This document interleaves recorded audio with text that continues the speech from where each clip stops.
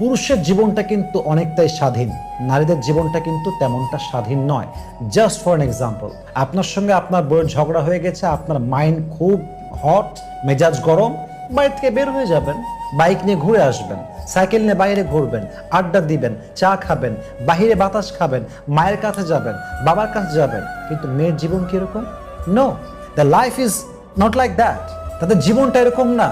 ঝাড়ি খাবে, লাথি খাবে, বকা খাবে, ঘুষি খাবে, কিল খাবে, গালি খাবে, ঘরের মধ্যেই বন্দি, ঘরেই থাকতে হবে।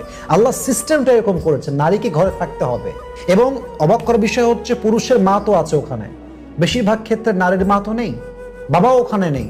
সে একটা ডিফারেন্ট লাইফ লিড করছে, যেখানে তার রক্তের মতো কেউ নেই, রক্তের আপন কেউ নেই। পুরুষদের এটা বুঝতে হবে যে অকারণে কোনো অন্যায় ছাড়া আমি আমার স্ত্রীর উপরে কোনো জুলুম করব না, যদি সে অন্যায়কারী না হয়। যদি অন্যায়কারী হয়, সে শাস্তি পাবে,